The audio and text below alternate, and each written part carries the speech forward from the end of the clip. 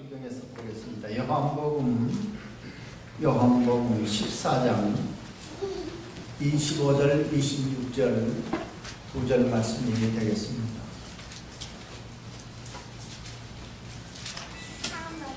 신약성경 제가 가진 성경 172쪽입니다. 우리 25절, 26절인데 다 같이 한번 함께 말씀을 보도록 하겠습니다. 시작.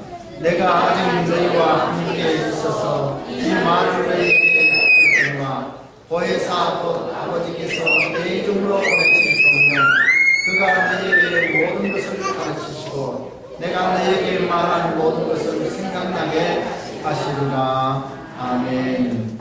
네, 미천한 사람을 우리 목사님께서 정성껏 소개해 주시고 분에 넘치는 인상을 여러분에게 드린 점 송구하게 생각합니다. 사실 우리 김병영 목사님은 제가 군대에 있었을 때 제가 모시고 있었던 군목 목사님이십니다. 소령이시고 저는 상병을 다니고 있었는데 짝대기 세 개가 감히 우러러볼 수 없는 목사님 목회하시는 교회 지난 겨울에도 한번 다녀갔어요. 3일 예배 때 갑자기 와서 여러분에게 설교를 전해드렸는데 연세 많으신 성도님들이 부족한 저를 귀하다 생각하시고 그날 인절미를 해주셨어요. 또 그 수정갑니까? 식혜를 또 이렇게 끓여주셨어요. 그래서 지금도 그 맛을 잊을 수가 없습니다. 이따 아까 식사하면서 들었는데 내일 또 아침에 새벽에 그걸 또 대접한다는 말씀이 있어서 벌써부터 이게 군침이 돌아요. 네. 이 더운 날에 시원한 먹을 거라도 먹어가면서 우리가 은혜의 집회에 참여하시기를 간절히 바랍니다. 제가 이렇게 바쁘다고 목사님 소개해 주셨는데 아마 이런 생각 드셨을 거예요. 명색이 교수라는데 공부는 언제 하나?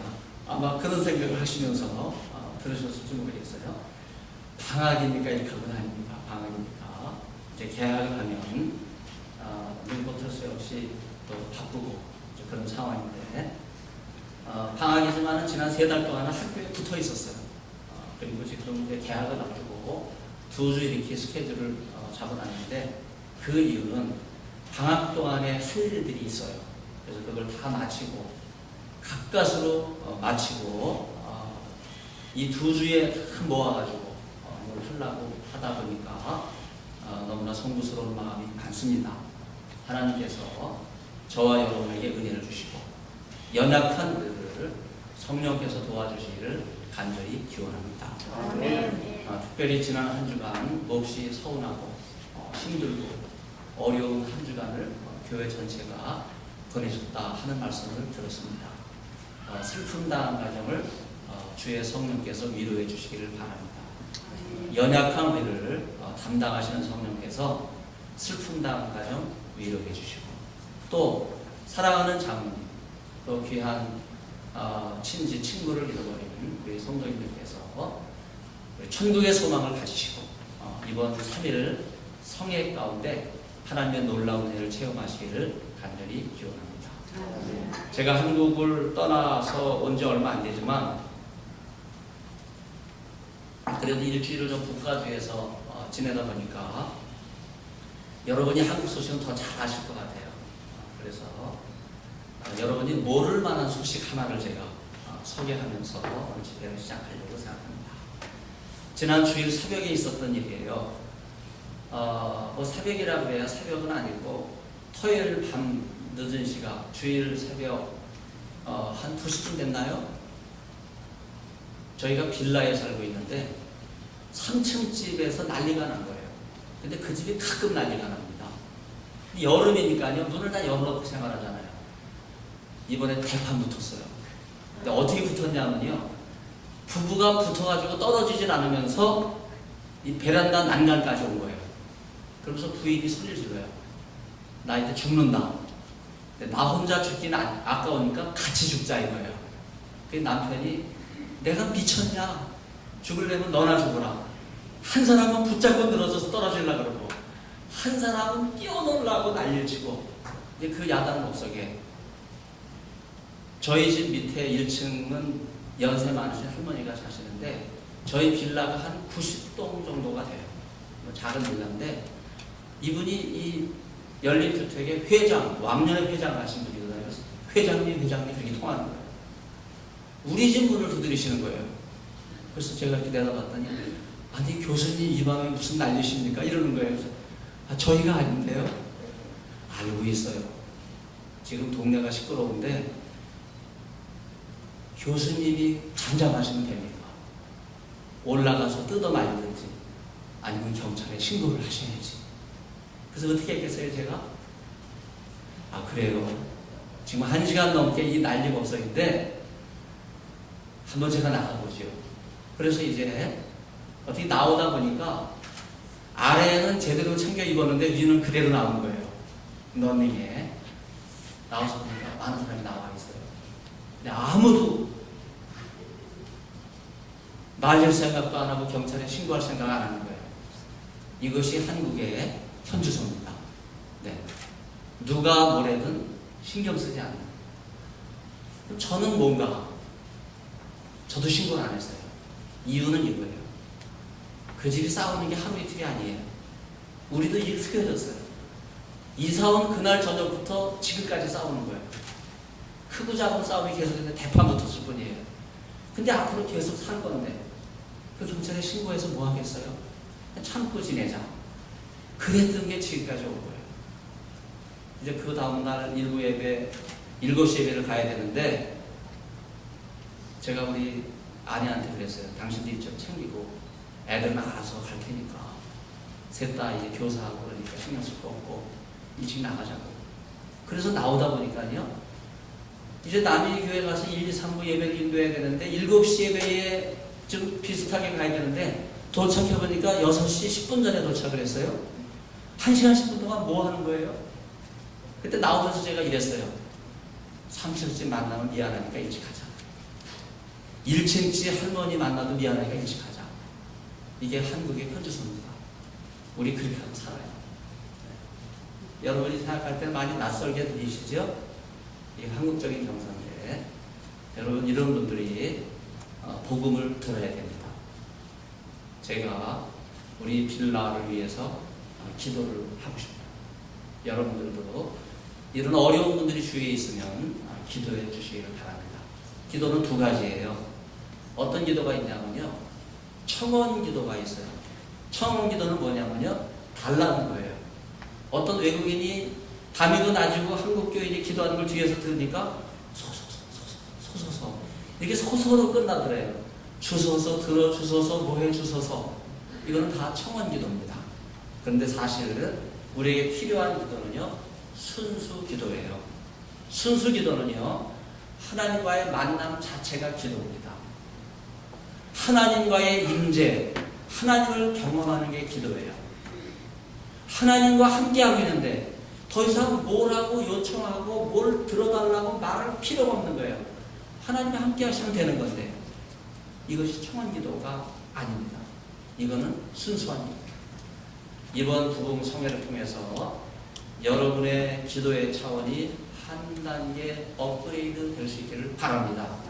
그래서 뭘 달라고 해도 뭘 얻어서가 아니라 하나님의 임재 속에 주님과 동행하는 것 속에 깊이 들어가는 시간이 될 수 있기를 바랍니다. 저는 성경학자예요. 성경을 가르치는 사람입니다. 그래서 그동안 많은 부흥 강사들이 이 성서 장로교를 다녀가셨을 거예요. 기랴성 같은 이 사우스웨이 지역에서 가장 역사와 전통을 자랑하는 오래된 교회니까 얼마나 많은 장로님들, 또 목사님들, 또 귀한 간증자들, 또 귀한 영적 리더들이 다녀갔겠습니까? 그런데 아마 학자가 오기는 처음이 아닌가. 아마 제가 모르지만 여러분한테 성경적인 관점에서 오늘과 내일 아침 그리고 저녁 시간에 성령을 여러분에게 펼쳐 보이려고 합니다. 성령은요 하나님은 성부라 그래요. 성자는 예수님이에요. 성령은 예수님의 영, 하나님의 영을 성령이라 그래요. 그런데 이 성부, 성자, 성령은 삼위일체 하나님인데 특별히 어려움 가운데, 영적인 갈망 가운데, 삶의 오에시스와 같은 이 갈증을 느끼는 여러분들이 이 가운데 계시다면 우리 삶의 오아시스가 되는 성령을 만날 수 있기를 바랍니다.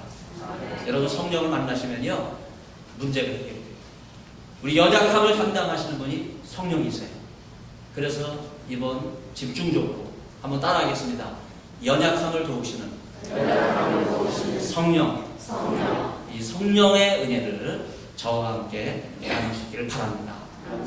그리고 오늘 참 목사님께서 묵상 중에 봉독해 주신 사도행전 2장 1절 이하 말씀 가운데 핵심적인 내용은요, 오순절 성령 강림이 임했어요.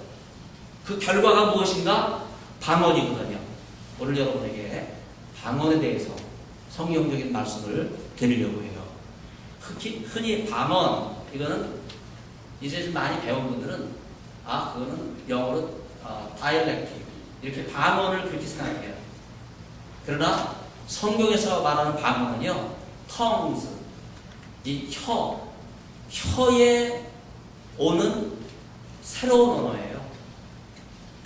성경이 표현하고 있는 방언은요, 우리가 생각하는 표준어가 아닌 방언이 아니에요. 성경에서 말하는 방언은 무엇이고, 방언으로 드리는 기도가 뭐고, 왜 우리의 기도가 청원 기도가 아니고 순수기도 차원에서 하나님의 임재 속으로 하나님을 경험하는 이러한 새로운 세계 속에 있어야 된다. 우리가 그 말씀의 결론을 방언으로 내리려고 합니다. 그래서 오늘 제목은요, 따라하겠습니다. 성령께서 하시는 일. 성령께서 하시는 일. 결론은 뭐예요? 방언을 통해서 역사하신다. 그래서 오늘 성령께서 하시는 일을 오늘 말씀 보면요, 간략합니다. 여러분 25절 26절 말씀 함께 합독을 해주셨는데 26절에 25절에 내가 이렇게 이야기할 때 나는 예수님이에요. I say, 예수님이 자기를 가리켜서 나는 이렇게 말씀하셔요. 내가 아직 너희와 함께 있어서, 내가 아직 너희와 함께 있어서, 여기서 너희는 제자들을 가리킵니다. 이 말을 너희에게 하였거니와, 이 말은요 이제 가신다는 거예요. 여기를 떠나, 이 세상을 떠나 하나님의 나라로 가신다. 그 말씀을 예수님께서 하시는 거예요. 그런데 예수님이 말씀하셔요. 보혜사. 따라하겠습니다. 보혜사. 이 보혜사가 누구냐면요, 설명을 하고 있기 때문에 어렵지 않습니다. 곧 아버지께서 내 이름으로 보내실 성령. 보혜사는 누구예요? 하늘에 계신 아버지께서 예수님이 이제 이 세상을 떠나 하늘나라로 올라가시면 그 다음에 보내실 분이 누구예요? 보혜사다. 바로 그분이 성령님이시다. 그리고 이 보혜사 성령이 오시면 하시는 일이 있어요. 두 가지입니다. 따라하겠습니다. 그가 너희에게 모든 것을 어떻게 하신다고요? 가르치시고, 성령께서 하시는 첫 번째 일은 가르치는 일이에요. 두 번째는요, 내가 너희에게 말한 모든 것을 어떻게 한다고요? 생각나게 하리라. 여기서 문장의 구조가 중요한데, 내가 너희에게 말한 모든 것, 이 모든 것이 앞에 나오는 모든 것과 연결이 되는 거예요. 그럼 앞에 나오는 모든 것은 결국 누가 말씀하신 거예요? 역시 예수님. 그 성령의 역할은 뭐예요? 예수님이 말씀하신 모든 것을 가르치고, 예수님이 말씀하신 모든 것을 생각나게 하고. 여러분 분명히 배우셨어요. 이것이 성령께서 하시는 역할입니다. 이것이 핵심이에요. 성령께서 하시는 일은 두 가지예요. 예수님이 이 땅에 사실 때 모든 것을 가르쳤어요. 모든 것을 말씀하셨어요. 그런데 성령이 오시면 다른 거 안 하는 거예요. 성령이 와서 뭘 하셔요? 예수님을 생각나게 하고, 예수님을 깨닫게 하고, 예수님을 기억나게 하는 것. 바로 이것이 성령의 역할이시다.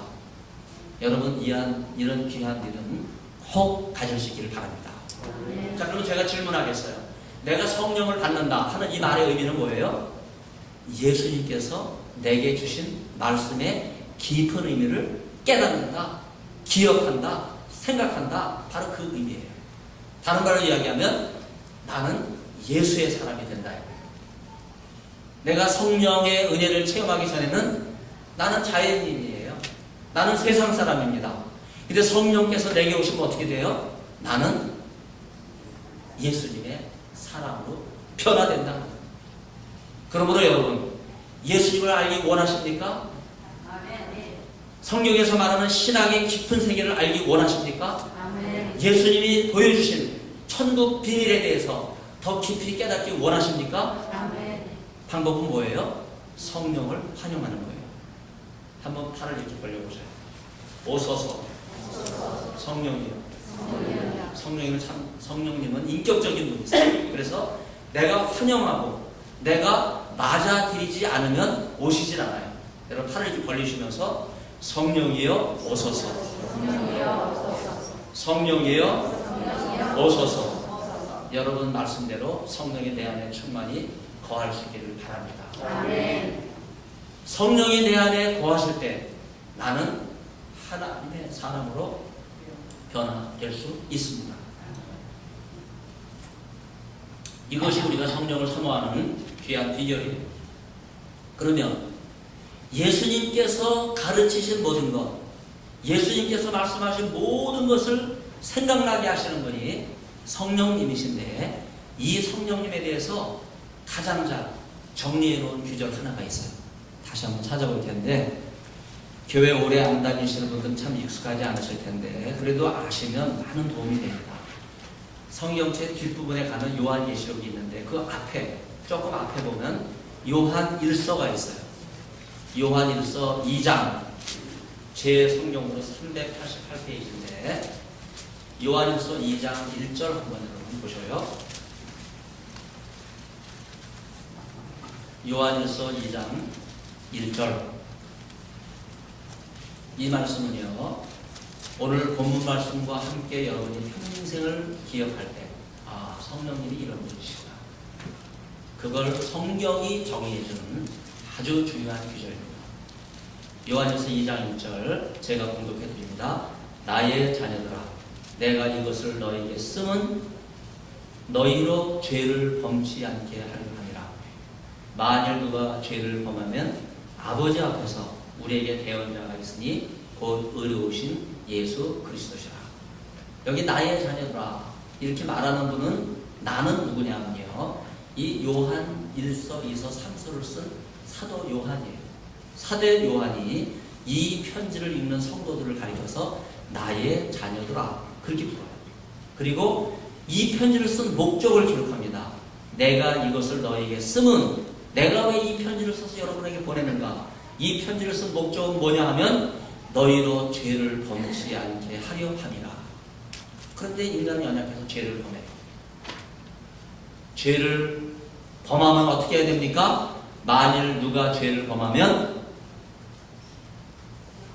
아버지 앞에서 우리에게 대언자가 있으니, 대언자 1번, 성경에 1번이라고 되어 있어요? 안 되어 있는 성경이 있습니까? 1번으로 안 되어 있는 성경 한번 손들어 보세요. 다 되어 있어요? 아, 좋은 성경 가지고 계시네요. 1번 밑에 보면 뭐라고 써 있어요? 혹 대언자를 뭐라고 부르고 있습니까? 보혜사. 아까 요한복음 14장 26절과 동일한 표현이죠. 성령을 가리키는 거예요.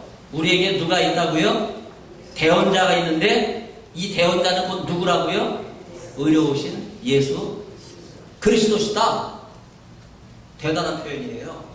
대언자 각주 밑에 보니까 보혜사인데 이 대언자 보혜사는 곧 누구시라고요? 의로우신 예수 그리스도시다.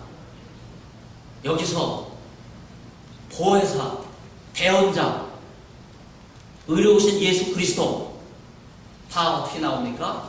동격으로 나와요. 동일한 인물이에요. 다른 분이 아닙니다. 여러분 성령님을 누구로 이해하셔요? 성령님은 곧 제2의 예수님이에요. 우리가 성령님을 환영한다고 하는 것은 누구를 환영하는 거예요? 예수님을 환영하는 거예요. 왜 우리가 예수님을 환영해야 됩니까? 그 이유는요, 너희로 죄를 범치 않게 하려 함이라. 그래서 제가 말씀드렸어요. 우리는 누구나 다 죄를 범해요. 그러면 죄인인 우리가 어떻게 이 죄를 해결할 수가 있습니까? 죄인 스스로는 우리의 죄를 해결할 수 없어요. 우리의 죄를 해결할 수 있는 유일한 분은 의로우신 대언자 예수 그리스도, 보혜사 성령, 다 동일한 분을 말하는 거예요. 삼위일체 하나님이니까. 예수 그리스도가 아니면 우리의 죄를 용서받을 수 없어요. 성령이 오셔서 예수님께서 십자가에서 행하신 이 놀라운 구원의 비밀에 대해서 깨닫게 하지 아니하시면 우리의 죄를 해결할 길이 없습니다. 여러분, 고달픈 인생, 1인 생활 고달퍼요. 저도 여기서 10년을 클레어먼트 대학교에서 공부하면서 10년 동안 목회를 했어요. 제 나름대로 하나님께서 많은 은혜를 베풀어 주시고 성도들의 사랑을 입고 주의 몸된 교회를 통해서 공부할 수 있는 많은 기도와 도움을 받았어요. 그러면서도 제 나름대로 연약한 이민교회를 경험하면서 상처받은 성도들을 어루만지고 싸매고 힘들고 고통스러운 세월을 보내고 있는 성도님들의 편에 서서 그 길을 빛을 비추면서 같이 걸어갔던 그런 기억이 지금도 생생합니다. 오늘 여러분이 사우스베이 지역에 장자교회, 성서 장로교회에 오신 여러 성도 여러분, 이 지역에 있는 교회는요, 여기 성서 장로교회에서 시작돼서 뿌리를 두고 이제 만방에 흩어져 나간 열방의 교회와 같다. 여러분 이렇게 생각할 수 있기를 바랍니다. 많은 교회, 뭐 어떤 교회인지 제가 벌써 귀국한 지 16년이 돼서 제대로 이 지역이 기회가 가물가물하고, 목사님이 이렇게 공항에서 저를 안내를 해주셨는데 어디를 가는지 잘 기억이 안 날 정도로 길을 많이 잊어버렸는데, 그러나 중요한 거는요, 여러분이 여전히 이 교회를 지키고 계시고 여러분이 여전히 이 교회에 남아 계시다 하는 거예요. 여러분에게 주의 성령의 위로가 함께할 수 있기를 바랍니다. 우리의 문제를 무엇으로 해결하겠습니까? 내 가정의 문제를 무엇으로 해결하겠어요? 지난 주일 새벽 유천밀라 6동 206호 제가 살고 있는 주소예요. 그 3층에 있는 그 불쌍한 영혼, 거기 중학교 3학년 딸애가 있어요. 근데 그 딸애가요, 부부가 팍나 싸우니까 얘 하는 말이, 나는 언제 죽나? 부모가 맨날 죽겠다 그러니까 이제 지구의 종말이 곧 온다고 생각하고 사는 애예요. 그 걔를 만날 때마다 괜찮냐? 물어봐요. 이제 언제 죽을지 몰라요. 저는 먼저 그렇게 하고 살아요. 살이 많이 쪘어요. 저 혼자 있고 스트레스 됐을 때 다 먹어대고. 여러분, 이렇게 힘든 영혼, 힘들게 살아가는 우리 이웃을 누가 치유할 수 있습니까? 누가 해결할 수 있습니까?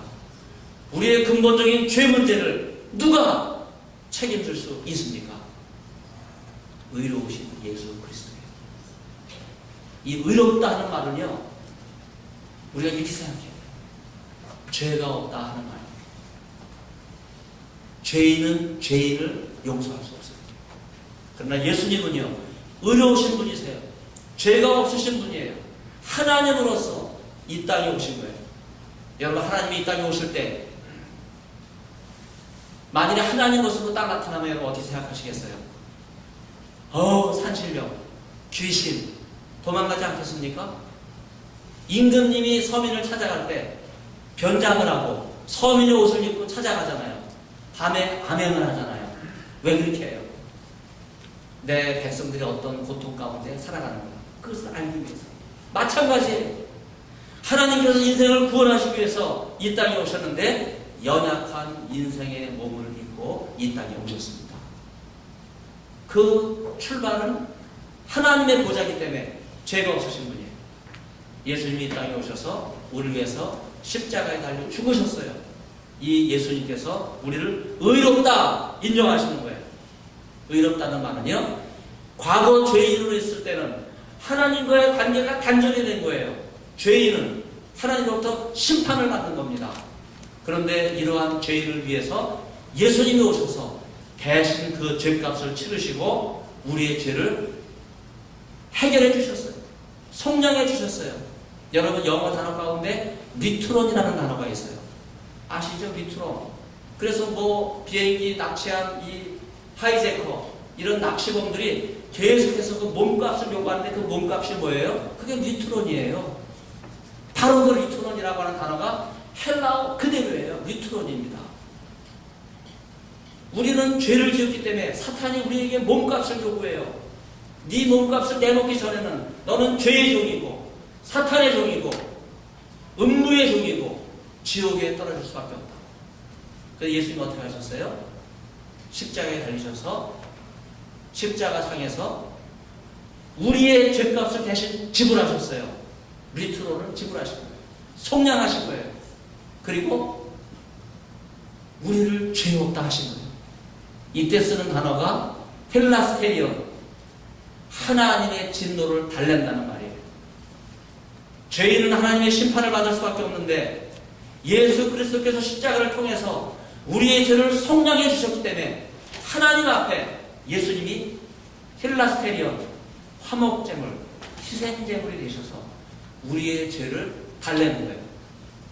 하나님 아버지, 성자 예수님, 십자가에 고난당한 것, 십자가를 통해 속량한 것 보시고 인생의 죄를 용서해 주시옵소서. 그렇게 달래는 거예요. 이것이 하나님의 은혜입니다. 그런데 여러분, 이미 우리는 죄인이에요. 다 알고 있어요. 이 세상에 죄 짓지 않는 사람 아무도 없습니다. 우리가 이 모든 죄로부터 구속함을 받아야 된다. 누구나 알고 있어요. 그리고 예수님께서 십자가에 죽으셔서 우리의 모든 죄를 다 속량하셨다. 이미 성경에 기록됐기 때문에 다 알고 있어요. 그럼에도 불구하고 왜 많은 사람들이 이 죄를 해결하지 못하고 있습니까? 왜? 왜 내 죄, 연약한 인생의 문제를 해결하지 못하고 살아가고 있습니까? 그 이유는 뭐예요? 예수님이 하신 일이 내 마음에 다가오지 않기 때문에 그래요.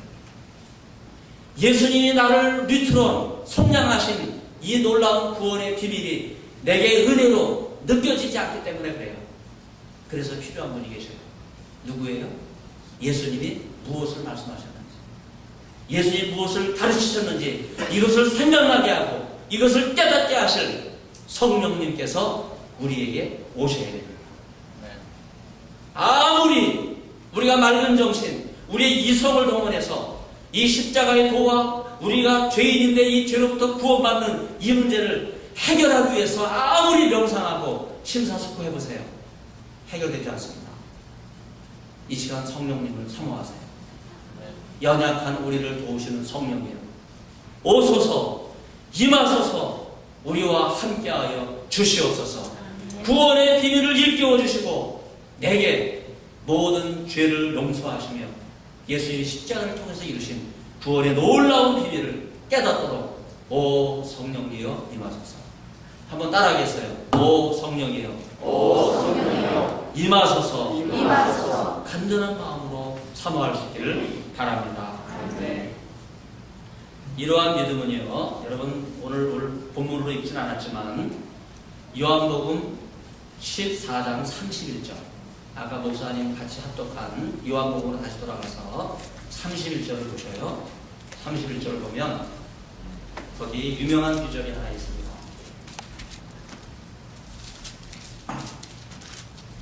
제가 봉독합니다. 오직 내가 아버지를 사랑하는 것과 아버지의 명하신 대로 행하는 것을 세상으로 알게 하려 함이로라. 일어나라 여기를 떠나자 하시니라. 아멘. 여기 이 말씀 보면요, 아버지의 명하신 대로 행하는 것, 그것을 세상으로 알게 하려 한다. 바로 이것이 예수님께서 마지막 소원하신 거예요. 그런데 이 땅에 많은 사람들은요, 예수, 지저스라는 말은 알고 있어요. 예수가 누구라는 건 알고 있어요. 그런데 이 예수님께서 아버지 뜻대로 행하신 것을 바로 알고 있는 사람은 많지 않습니다. 그래서 우리에게 성령이 필요합니다. 여러분, 교회가 복음을 전해요.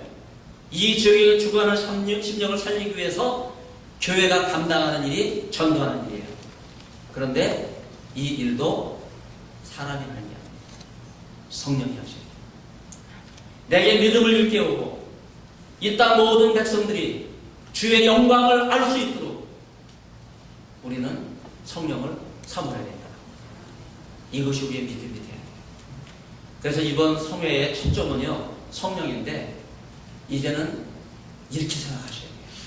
내가 지금까지 10년, 20년, 30년 이민생활 하면서 10년, 20년, 30년 교회를 나오며 신앙생활을 했는데 그것이 중요한 것이 아니라 이제부터 중요한 것은 내가 성령의 사람이 되느냐? 그렇지 않은가? 이제는 성령을 통해서 내 삶을 새롭게 하겠다. 이런 결심을 새롭게 할 수 있기를 바랍니다. 성령이 오시면 우리가 모든 위경 가운데, 어려움 가운데 고침을 받게 될 줄로 믿습니다. 제가 이 말씀 너무나 귀한 말씀이라 여러분과 함께 나누기 원하는데 시편 109편 20절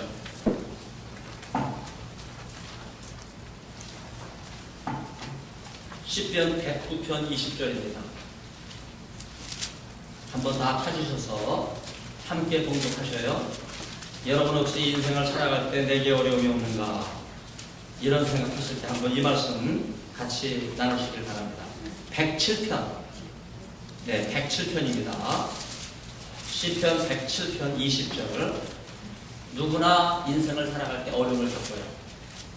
인생을 살아갈 때 언덕을 올라가는 경우가 있고 끝없는 골짜기로 추락하는 경우도 있어요.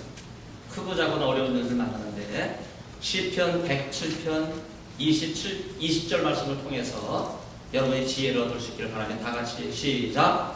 저가 그 말씀을 보내어 저희를 고치사 위경에서 건지시는구나. 아멘. 여기 위경이라는 말은요, 위험한 경지, 환난을 가리키는 거예요. 자, 그런데 저는 누구냐면요, 여호와 하나님이에요. 그 19절에 여호와께 부르짖음에 바로 그 여호와께서 무엇을 보내요? 그 말씀을 보내요. 우리를 살리는 것은 뭡니까? 말씀이에요. 근데 여기서 말하는 말씀은요, 특별히 어떤 말씀이냐 하면 성령께서 주시는 말씀이에요. 여러분, 구약에도 성령이 있어요. 제가 여러분에게 분명하게 정리를 해드려요. 구약의 성령은 감동, 감화하는 영입니다. 구약의 성령을 한마디로 이야기하면요, 감동, 감화하는 영이에요. 신약의 성령은 뭐예요? 보혜사 성령이에요. 예수님이 성령이에요. 예수님이 하신 말씀을 일깨워 주시는 분이 성령이에요. 이 신구약의 말씀을 종합을 해서 이 시편 107편 20절을 해석하면요, 여호와께서 그 말씀을 우리에게 보내요. 성령을 통해서 감동 감화하시지만 궁극적으로는 예수 그리스도 보혜사가 우리에게 오셨을 때 우리는 연약함으로부터 해결을 받을 수가 있습니다. 여러분, 지금까지 문제를 해결하기 위해서 어떻게 하셨어요? 비즈니스를 하다가 어려움 만나면 어떻게 하세요? 제가 미국에서 이민 목회를 처음 시작할 때 건축업을 잘 하시는 분이에요. 제가 1988년에 유학을 와서 공부할 때, 목회를 할 때 그때는 건축붐이 불었어요. 그래서 저희 교회에서 건축을 하는 분들이 눈코 뜰 새가 없이 바빴어요. 그런데 3, 4년, 5, 6년 지나더니요, 이 건축붐이 주저앉은 거예요. 제가 그때 사택이라고 해서 세리토스에 다운페이 15,000불을 하고 8만 불짜리 집을 샀는데 파킹 할 수 있는 이 게러지가 투도어가 있는 거예요. 그리고 타운에 이 수영장이 있고, 이 타운홈, 큰 타운홈인데 8만 불로 주저앉은 거예요. 얼마나 경기가 어려운지. 이때 잘 나가던 집사님이 건축업자신데 어느 날 그 사마리탄 병원에 입원하셨어요. 그래서 신방을 갔어요.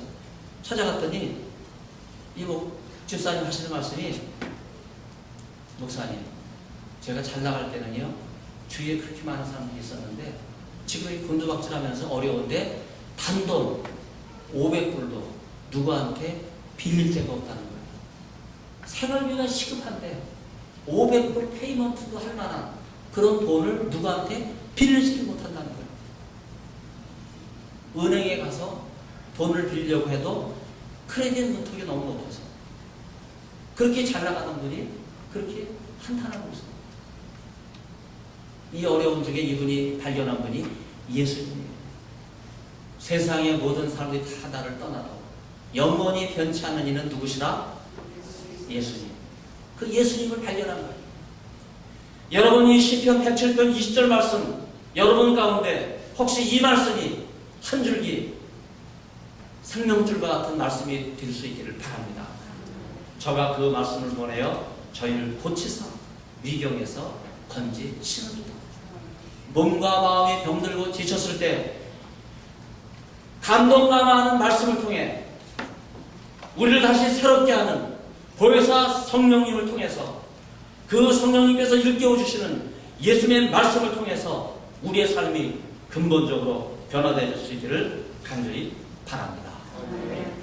이러한 예수님을 새롭게 만나게 될 때 우리의 삶은 과거와 달라지고 새로운 삶으로 이어지게 될 줄로 믿습니다. 다시 요한복음 14장으로 돌아오셔서 여러분 30절을 보셔야 됩니다. 예수님께서 하시는 말씀, 재밌는 말씀이 있어요. 내가 곧 세상을 떠나 하늘나라로 간다. 이 콘텍스트에서 예수님이 하시는 말씀인데, 내가 너희와 말을 많이 하지 아니하리니. 이제 할 말 다 하셨다는 거예요. 더 이상 말하지 않겠다. 여러분, 예수님도 말씀 안 하시려고 하는데 오늘 성서장로교에 부흥해 온 제가 무슨 말을 더 하겠습니까? 왜 예수님이 이 말씀을 하십니까? 세상 임금이 오겠습니다.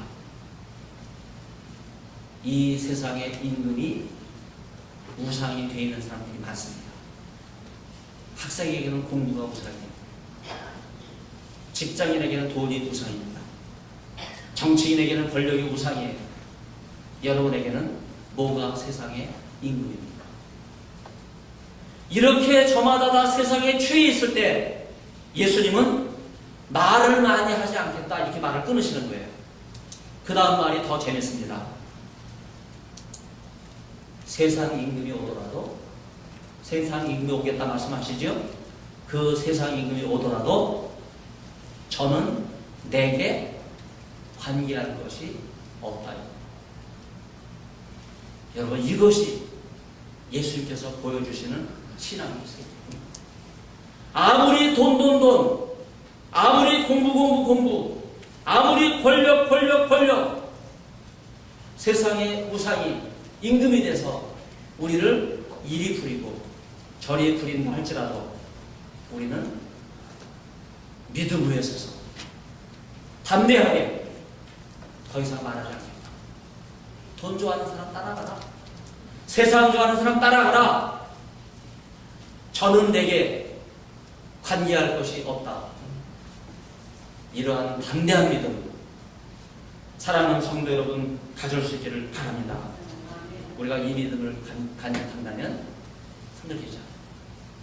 믿음이 거기서 시작이 되는 겁니다. 예수님께서는 이 세상에 속한 분이 아니니까 이룰 수 있다. 아마 여러분이 이렇게 생각하실 수 있어요. 그러나 그렇지 않습니다. 예수님은요, 우리를 위해서 생명을 버리신 분이에요. 여러분 가만히 생각해 보세요. 누가 여러분을 위해서 생명을 버렸습니까? 누가 지금 나를 위해서 희생하고 있습니까? 누가 나를 위해서 시간을 내놓고 있습니까? 누가 나를 위해서 물질을 내놓고 있습니까? 그런 분을 여러분이 이 시간 말할 수 있다면 여러분은 행복한 분이에요. 예수님께서 여러분을 사랑하셔요. 이 자리에 계신 분 단 한 분도 예수님의 이 사랑에서 제외된 분이 없습니다. 놀라운 예수님의 사랑 앞에 예수님이 여러분이 다 서 계세요. 여러분 31절 말씀만 다시 볼까요? 내가 아버지를 사랑하는 것과 내가 아버지의 명하신 대로 행하는 것, 이 두 가지가 오늘 요한복음 14장 31절에서 동일하게 연결되고 있어요. 사랑은 뭐예요? 내가 아버지를 사랑하는 것은 뭐예요? 아버지의 명하신 대로 행하는 것이 사랑입니다. 여러분을 위해서 생명을 내어놓으신 분이 누구예요? 예수님이에요. 누가 여러분을 위해서 생명을 내놓으실 분이 계십니까? 예수님은 여러분을 위해서 십자가에서 죽으신 분이에요. 이 놀라운 사랑 앞에 우리는 엄숙하게 서야 됩니다. 우리는 이 사랑 앞에 어떻게 보답해야 돼요? 나도 사랑으로 행하는 것. 아버지의 명하는 대로 행하는 것. 바로 그것이 예수님의 사랑을 갚는 길이에요. 이 사랑 앞에 여러분이 주와 은혜 가운데 담대하게 설 수 있기를 바랍니다. 한 말씀을 새롭게 보면요. 로마서 8장 26절입니다. 로마서 8장 26절.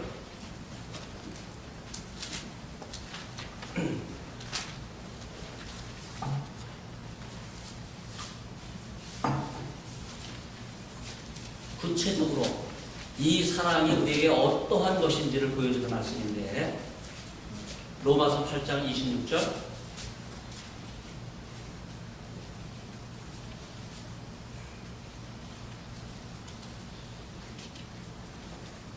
다 같이 찾으셨지요? 같이 봉독합니다.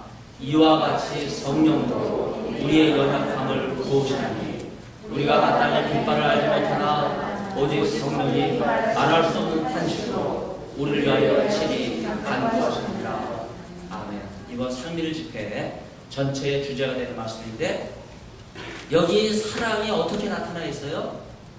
우리의 연약함을 도우시는 성령의 모습으로 나타나 있습니다. 나는 누구의 도움도 필요하지 않다. 이렇게 말할 수 있는 사람은 아직 철이 들지 않은 사람이에요.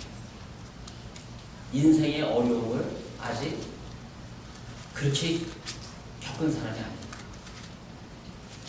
우리는 누군가의 도움이 필요해요. 그리고 누가 도와준다고 하는데 굳이 마다할 이유가 없어요. 여러분 도우려고 할 때 미안해하지 마세요. 더 적극적으로 도와주려고 하는 분의 도움을 받아들이세요.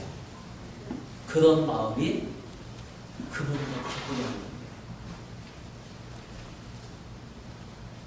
제가 결혼을 할 때 공주만 있는 집으로 장가를 갔어요. 그야말로 저는 장가를 갔습니다.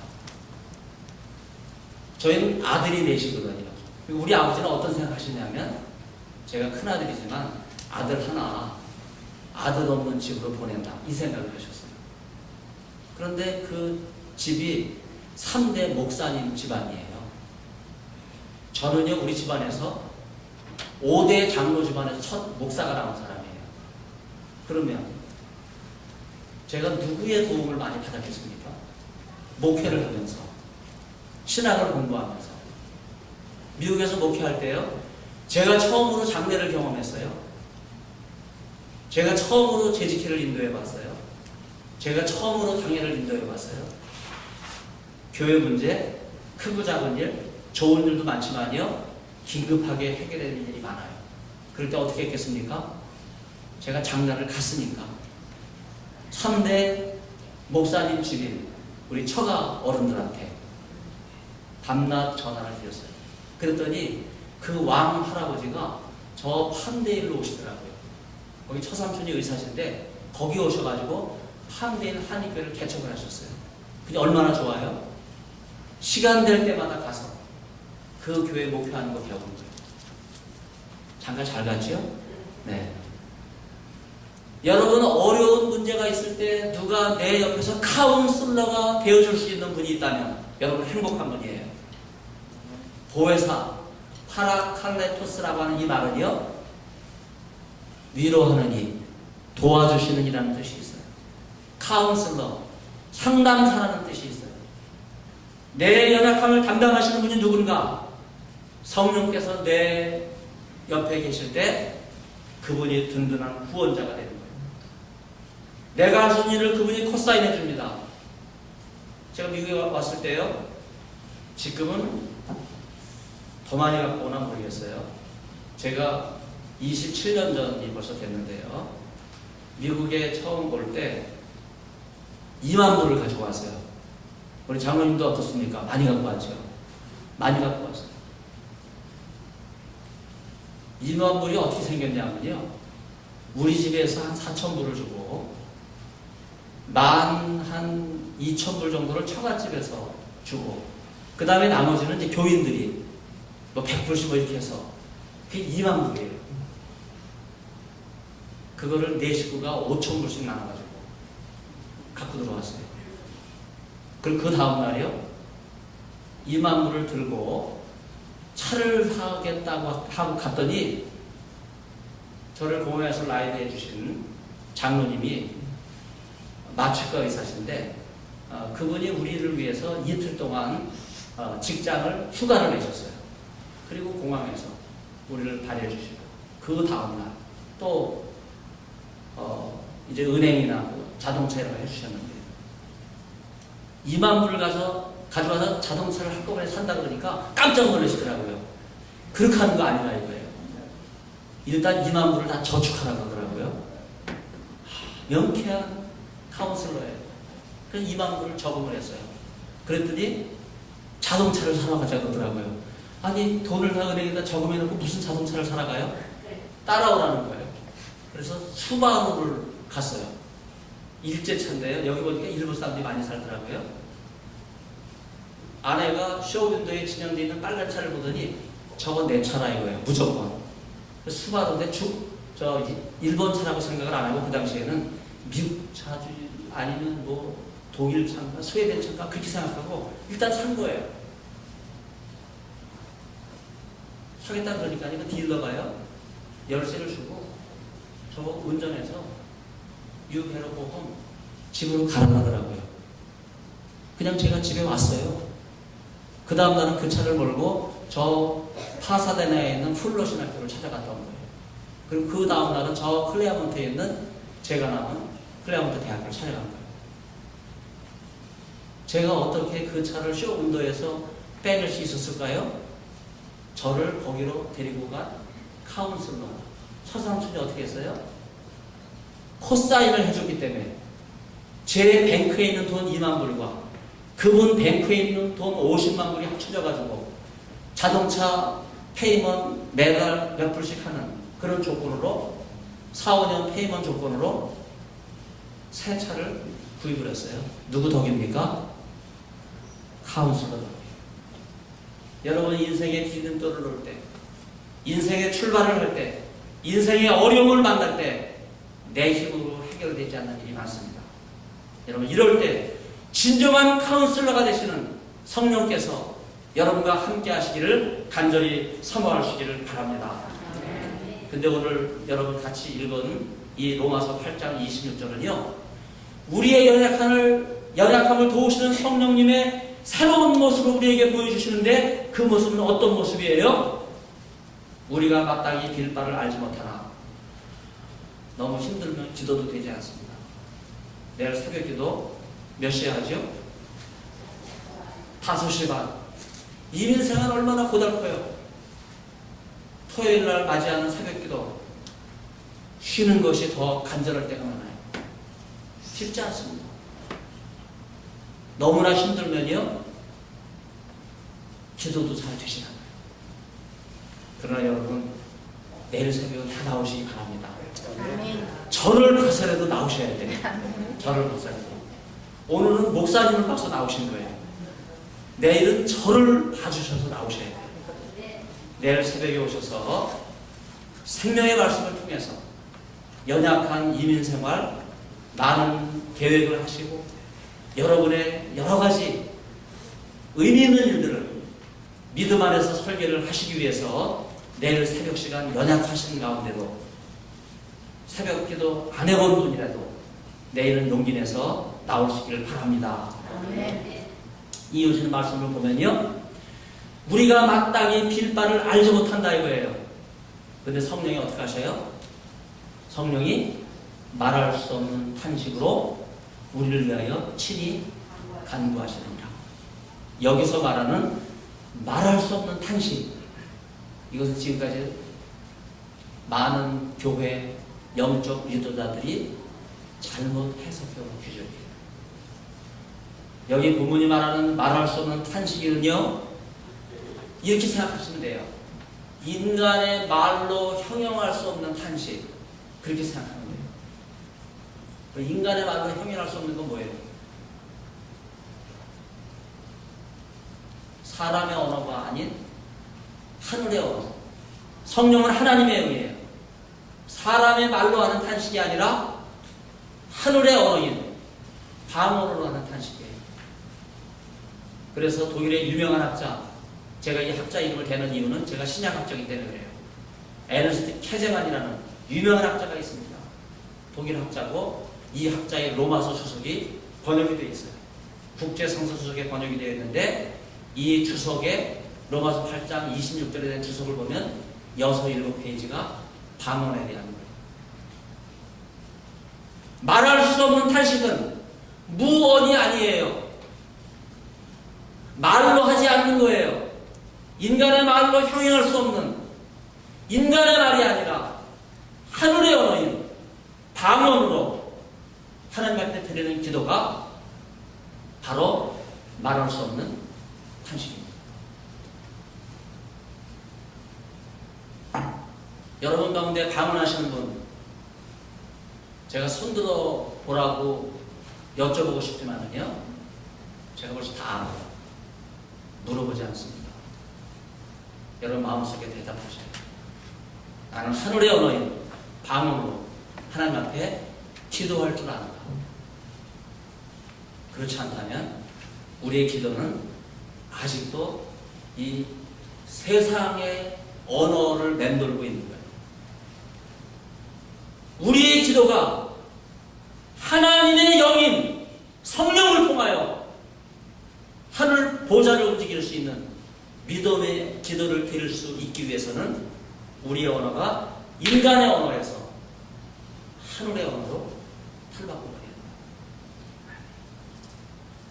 하나님께서는 그 기도를 들어주세요. 왜 우리가 청원 기도만 드립니까? 왜 주소서? 왜 달라고만 해요? 여전히 인간적인 영역에 머물러 있어요. 그러나 우리의 기도가 순수 기도, 하나님의 임재 속에 하나님과 동행하는 이러한 거룩한 기도의 차원에 들어가기 위해서는요, 우리가 성령께서 기도하시는 것처럼 말할 수 없는 탄식인 인간의 언어가 아니라 하늘의 언어인 방언으로 하나님 앞에 기도를 드릴 수 있어야 됩니다. 여러분 기도를 드리게 될 때 하늘 보좌를 움직이는 믿음의 기도를 드리고 주의 보좌를 움직이는 믿음의 응답을 받아나게 될 줄로 믿습니다. 그래서 오늘 말씀에 총결론을 삼으려고 해요. 여러분 다 같이 고린도전서 14장을 보겠습니다. 이제 제가 오늘 말씀을 결론 짓겠습니다.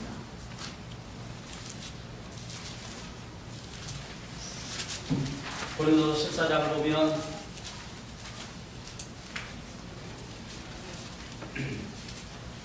방언에 대해서, 예언에 대해서 나오는데 2절 말씀 보세요. 방언을 말하는 자는 사람에게 아니하고 하나님께 하나님. 여러분 이것이 방언의 핵심이에요. 기도는 하나님께 드리는 거예요. 만일에 여러분이 기도를 사람에게 보이려고 기도한다면 바리새인과 똑같은 거예요. 바리새인은 사람에게 보이는 기도만 했습니다. 그러나 우리의 기도는요, 보이지 않는 하나님께 드리는 기도가 돼야 돼요. 그러기 위해서는 방언을 말하는 것과 같이 하나님께 기도하는 사람들이 될 수 있기를 바랍니다. 그럼 우리가 어떻게 해야 돼요? 방언은 하나님께 주시는 은사예요. 은사라는 말은 하나님이 주실 때 받는 선물이라는 뜻이에요. 저는 전통적이고 보수적이고 예의와 범절이 많고 층층이 교회 전통을 세우려고 하는 분들이 가득한 서울 영락교회에서 신앙생활을 했어요. 그런데 제가 방언을 은사로 받은 거는 고등학교 1학년 때입니다. 빨리 받았죠. 제가 어떻게 방언을 받았는지 아셔요? 저희 교회는 기도원이 있어요. 그렇다고 우리 교회에서 집회가 있는 게 아니에요. 고등학교 1학년 때 학생회 활동을 하고 있었는데 1학년이니까 차장이에요. 부장은 2학년이 하고 있었어요. 그런데 연세대학교 철학과를 다니는 선생님, 이분이 나중에는 대전신학교와 서울장신대 총장을 하신 분이세요. 근데 이분이 군대를 제대하고 대구 제일교회 출신이신데 우리 영락교회를 출석하고 계셨어요. 2학년 연세대학교 복학하기 전까지. 그러면서 이분이 나중에 신학을 하려고 철학을 했기 때문에 학생의 보조 교사를 맡긴 거예요. 우리는 이분이 그런 위치인지를 몰랐어요. 아무튼 이분이 우리를 이끌고 영락 지도를 갔습니다. 근데 끌고 가긴 하셨는데 그 다음에 프로그램이 없는 거예요. 저녁을 먹더니 우리를 다 산으로 데려가시더라고요. 그러더니 각자 이렇게 돌 던질 만한 거리로 떨어져서 앉아라. 성경에 나와 있는 대로. 이렇게 떨어져 앉았어요. 그리고는 알아서 기도를 해라. 그리고 자기는 숙소로 들어가셨어요. 그때서 기도하는데 풀벌레 소리도 나고 바람에 쉬게 스치는 소리도 나고 어디서 들짐승이 다가올 것 같기도 하고 불안하고 안절부절 못하는 상황에서 알아서 기도를 하나 그랬습니까? 이제 무서운 생각에서 기도를 시작하는데요. 갑자기 몸이 뜨거워지는 거예요. 그런데 제가 주체하지 못하는 경험을 했어요. 갑자기 제 혀가 제가 하지 못하는 말을 하는 거예요. 저는 지금까지 한국말 외에는 해본 적이 없어요. 근데 갑자기 저도 듣지 못하고 저도 알아듣지 못하는 말로 기도를 시작하는데 너무나 이상해서 제가 이 혀를 잡았는데요. 이 손에서 혀가 자유자재로 노는 거예요. 아무리 이걸 제어가 안 돼요. 할 수 없구나. 그리고 기도를 했는데 잠깐 기도를 했어요. 그 기도를 마쳤어요. 이제는 기도가 다 끝났으면 숙소에 들어가야지 하고 주위를 둘러봤더니 화내요. 깊은 밤이 지나가고요. 밤새도록 저 혼자서 그 기도원에서 방언으로 기도하면서 아침 이슬을 맞으면서 온몸이 뜨거워진 상태에서 밤새도록 방언으로 기도하고 그것이 제가 처음 경험한 성령의 은사입니다. 그리고 저는 그 기도가 하나님 앞에 드리는 기도라고 하는 걸 알게 된 거예요. 여러분, 내가 기도의 줄을 잡지 못하고 기도의 제목을 하나님 앞에 온전히 드리지 못한다면 여러분 이 시간 우리의 기도를 진단하시기를 바랍니다. 우리의 기도를 성령께서 만져주세요. 연약한 우리를 도와주세요. 성령께서 우리의 기도를 들어주시며 하나님 앞에 하나님께서 받으시는 신령한 기도가 되도록 이 시간 우리의 심령을 주 앞에 드릴 수 있기를 바랍니다. 그리고 성령으로 기도하실 때는요, 너무 이렇게 손을 잡지 마요.